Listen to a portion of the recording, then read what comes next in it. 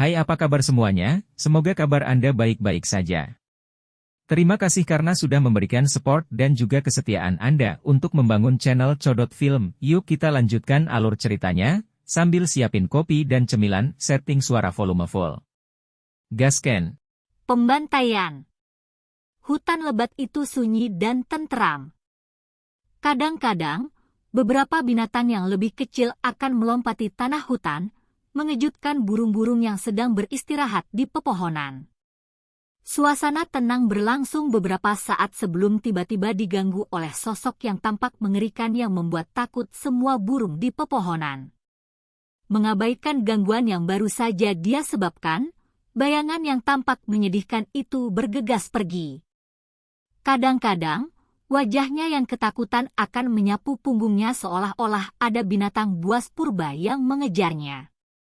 Setelah berlari beberapa jarak, sosok manusia yang mengenakan pakaian tentara bayaran ini mengangkat kepalanya dan menatap cahaya yang tidak jauh darinya.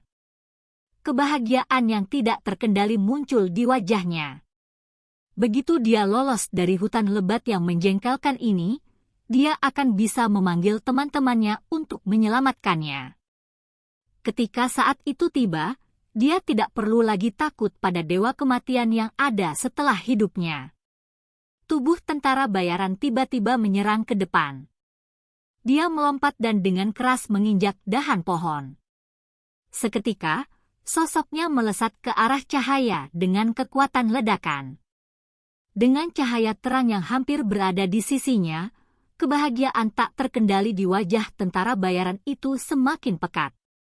Namun, sesaat kemudian, kebahagiaan tiba-tiba membeku ketika tentara bayaran itu menyadari bahwa hisapan yang kuat tiba-tiba muncul. Tidak hanya isapnya dengan kuat menghentikan gerakannya, itu bahkan menarik tubuhnya ke belakang. Ekspresi terkejut menutupi wajahnya. Sebelum tentara bayaran itu bisa berteriak, sosok hitam melintas melewatinya. Angin kencang yang pecah disertai dengan suara guntur yang teredam menghantam dadanya. Bang!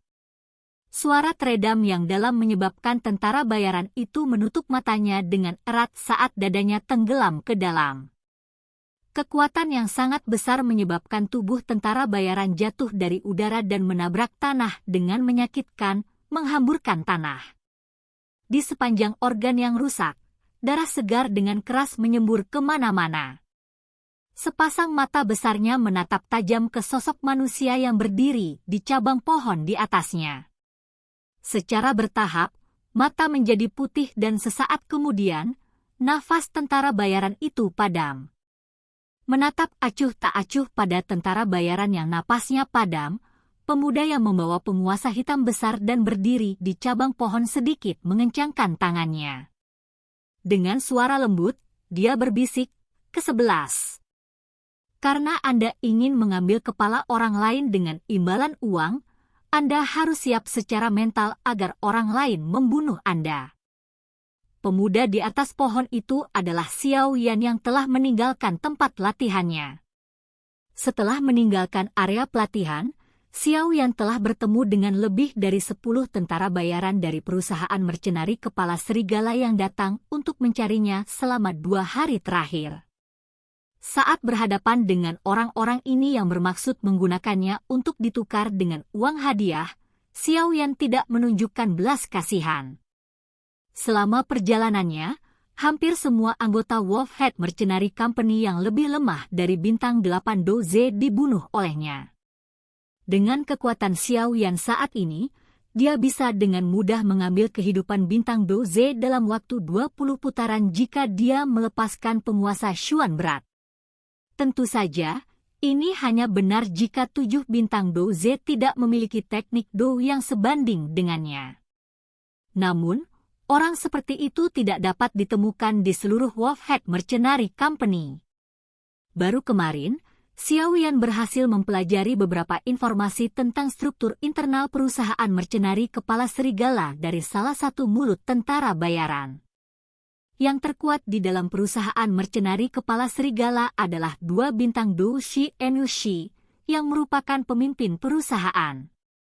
Di bawahnya ada 9 bintang dan 8 bintang doze yang membentuk eselon atas dari Wolfhead Mercenary Company. Selain mereka bertiga, perusahaan mercenari kepala serigala yang besar tidak memiliki siapapun yang memiliki kekuatan untuk bertarung solo dengan Xiao Yan. Setelah menatap mayat tak bernyawa itu lagi, kaki Xiao Yan menginjak dahan pohon. Menggunakan kekuatan, Xiao Yan meluncur ke bagian hutan yang lebih padat. Tawa lembutnya yang dingin perlahan tersebar di sekelilingnya. Tuan muda Mu Li, saya ingin melihat berapa banyak dari Wolfhead Mercenary Company Anda yang akan mati. Jika kau mengirim 1, aku akan membunuh 1. Permainan baru saja dimulai. Bajingan! Pergi dan mati! Di dalam aula yang luas, Mu Shi dengan marah berteriak setelah mendengar berita bahwa bawahannya berulang kali membawanya. Dalam amarahnya, dia menghancurkan cangkir teh di tangannya. Melihat Mu Shi yang marah, semua eselon atas dari perusahaan mercenari kepala serigala di aula terdiam. Tak satu pun dari mereka yang berani memprovokasi dia saat ini. Hanya dalam 2 hari, kami telah kehilangan 15 anggota penting kami.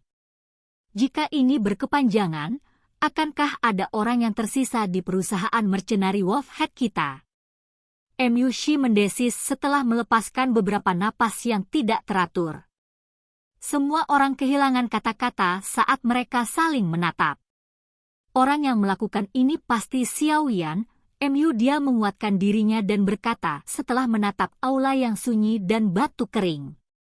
Bukankah kamu mengatakan bahwa kekuatannya hampir sama dengan milikmu?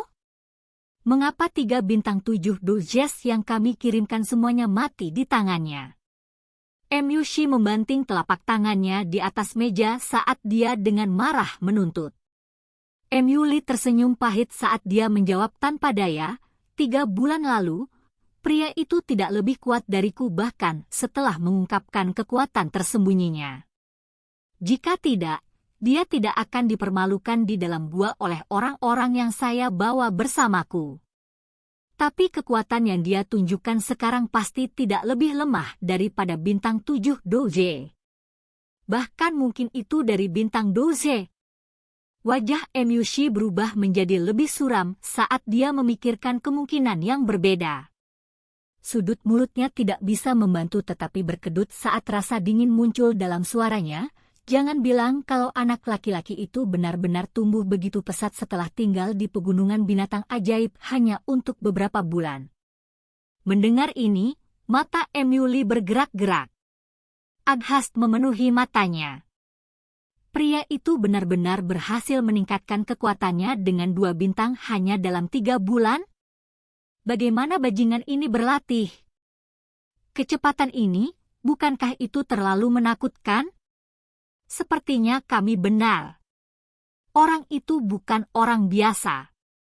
Secara bertahap memulihkan akal sehatnya dari amarahnya, Mu Shi duduk di kursinya dan mengetukkan jarinya di atas meja. Setelah keheningan singkat, dia dengan penuh perhitungan berkata, kami akan menarik sementara orang-orang kami dari pegunungan Magic Beast. 2 hari kemudian, kami akan membagi pasukan kami menjadi 5 tim yang dipersenjatai dengan sinyal yang dapat digunakan untuk menunjukkan posisi dan memasuki pegunungan Magic Beast bersama-sama. Saya ingin membuat jaring yang tidak bisa dia hindari dan melihat kemana dia akan lari. Mu Shi mengepalkan tinjunya saat niat membunuh yang menyeramkan muncul di wajahnya. Ya Pak.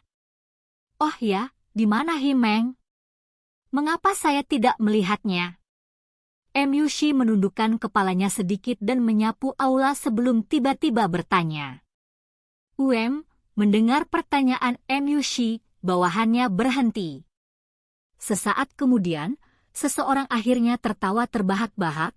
Kudengar pemimpin perusahaan ketiga telah membawa beberapa saudara untuk menemani Madam Lan dari Hotel Bunga Biru ke Pegunungan Binatang Ajaib untuk berburu rubah salju. Mu Shi mengomel, semua yang dipikirkan kepala ember ini adalah wanita. Apakah dia tidak tahu tentang kesulitan yang dihadapi Wolfhead Mercenary Company saat ini? Beraninya dia memasuki pegunungan binatang ajaib tanpa izin. Si idiot sialan ini cepat atau lambat akan mati di tangan seorang wanita. Pemimpin perusahaan. Pemimpin perusahaan ketiga adalah Doge Bintang 8. Jika dia bertemu Xiao Yan, dia mungkin bisa membunuhnya di sepanjang jalan. Dengan pikiran orang itu, aku akan puas jika dia bisa hidup kembali. Emyushi dengan dingin mendengus. Dia segera melambaikan tangannya dengan cemas. Untuk beberapa alasan, dia merasakan perasaan tidak nyaman di dalam dirinya. Himeng berbeda dari anggota perusahaan lainnya. Jika sayangnya dia mati di tangan Xiao Yan, perusahaan mercenari kepala serigala akan menerima pukulan telak. Suruh orang itu datang dan mencariku begitu dia kembali. Meninggalkan kalimat yang dipenuhi dengan amarah yang kental, Emyushi berbalik dan meninggalkan aula tempat gumaman meletus. Sebuah tenda besar didirikan di hutan di bawah sinar bulan bersama dengan sepasang api kuning pucat, muncul sangat menonjol di kegelapan malam. Berdiri di atas pohon dan bersandar di cabang, Xiao Yan dengan ringan mengunyah sepotong rumput hijau di mulutnya. Rasa pahit yang samar perlahan menyebar ke seluruh mulutnya. Di bawah naungan dahan pohon, Xiao Yan, yang berdiri di atas pohon, dapat melihat dengan jelas lokasi perkemahan di bawahnya. Ada sekitar 15 tentara bayaran di perkemahan dengan kebanyakan dari mereka memiliki kekuatan bintang 5 Douje.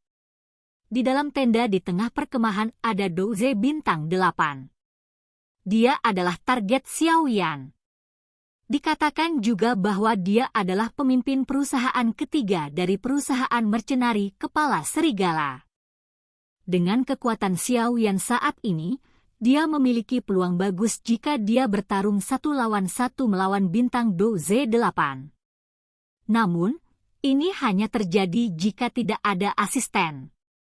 Dari kelihatannya, dia harus melenyapkan semua tentara bayaran lainnya sebelum dia bisa membunuh bintang 8 Douje. Xiao Yan mengatupkan alisnya saat dia mengamati perkemahan yang dijaga ketat. Dia tidak bergerak apapun dan sebaliknya, dia diam-diam menunggu kesempatan. Bulan sabit menggantung tinggi di langit dan daratan benar-benar sunyi. Setelah menunggu beberapa saat, angin samar tiba-tiba terbentuk di udara dan bertiup melintasi hutan, menyebabkan pepohonan bergemerisik saat lewat. Senyum samar terbentuk di wajah Xiao Yan saat dia merasakan angin bertiup. Dia menjentikkan jarinya dengan ringan, mendorong sekantong bubuk obat muncul di tangannya. Bubuk obat ini adalah apa yang diberikan dokter peri kecil padanya ketika mereka berpisah. Kekosongan yang disebabkan oleh bubuk ini adalah sesuatu yang dibutuhkan Xiao Yan. Xiao Yan tersenyum sambil melemparkan sekantong bedak di tangannya. Dia akan mengambil tindakan ketika dia melihat 2 penjaga dari tenda perlahan menuju ke arahnya. Apakah saya telah ditemukan? Dengan cemberut, Xiao Yan menyusutkan tubuhnya ke dalam bayang-bayang saat dia menatap 2 penjaga yang mendekatinya. Pada saat yang sama, Douqi di tubuhnya mulai mengalir. Saat kedua tentara bayaran itu tiba di pohon di bawah Xiao Yan, mereka tiba-tiba berhenti. Pasangan itu melirik sekilas ke sekitarnya sebelum buang air. Xiao Yan menghela nafas lega saat melihat tindakan mereka. Di dalam hatinya, dia mencaci tanpa suara. Sialan, cewek itu terlalu genit. Bagian bawahnya yang besar membuatku ingin mendorongnya ke tanah dan membawanya. Salah satu tentara bayaran melampiaskan kata-kata kotor saat pasangan itu buang air. Pelankan suaramu. Cewek itu adalah pemimpin perusahaan ketiga. Jika Anda berani melakukan sesuatu padanya, pemimpin perusahaan ketiga akan mengusir Anda untuk memberi makan serigala. Tentara bayaran lainnya dengan hati-hati mengingatkan. Pif, dia barang kotor. Saya bahkan telah melihat pemimpin perusahaan kedua mengambilnya terakhir kali, tetapi tampaknya dia tidak berani memberitahu pemimpin perusahaan ketiga tentang hal ini. Haha. Lupakan saja. Lebih baik tidak mengatakan omong kosong. Kalau tidak, orang yang menderita adalah prajurit berpangkat rendah seperti kita. Ayo pergi. Setelah selesai, tentara bayaran di kiri adalah yang pertama berbalik. Sosok hitam tiba-tiba melintas di depannya. Sebelum dia sempat bereaksi, rasa sakit yang luar biasa muncul dari tenggorokannya. Setelah itu, kesadarannya menjadi kabur. Ayo pergi. Tentara bayaran lainnya memulai sebelum berbalik. Ketika dia melihat ruang di belakangnya kosong, dia menjadi tercengang. Dia tidak memiliki kesempatan untuk berbicara ketika tenggorokannya terasa dingin. Setelah itu, segalanya menjadi gelap di sekelilingnya. Xiao Yan diam-diam membawa kedua mayat itu ke dalam hutan lebat sebelum naik ke puncak pohon sekali lagi. Dia mengamati perkemahan di bawahnya dan menyebarkan bubuk obat dari tangannya. Di bawah penutup malam, bubuk obat terbawa angin dan diam-diam melayang ke perkemahan. Para tentara bayaran di sekitar perkemahan perlahan-lahan ambruk di bawah pengaruh bubuk obat. Dalam sekejap, perkemahan besar itu menjadi sunyi senyap. Xiao Yan terdiam sesaat sambil menatap perkemahan yang tenang. Akhirnya, dia melompat dari pohon dan berjalan ke dalam perkemahan sambil memegang pedang yang dia ambil dari salah satu tentara bayaran. Dengan pedangnya, Xiao Yan berhasil melewati beberapa tenda kosong. Sesaat kemudian, dia sampai di tengah perkemahan dan berdiri di luar tenda terbesar. Di bawah cahaya api di dalam tenda, dua tubuh saling terkait. Sudut bibir Xiao Yan dengan dingin terangkat saat dia mendengar erangan keduanya dipancarkan dari tenda. Silakan pergi ke. Oke guys, jangan lupa like, comment, share, and subscribe di channel Codot Film. See you next video, peace out and bye-bye.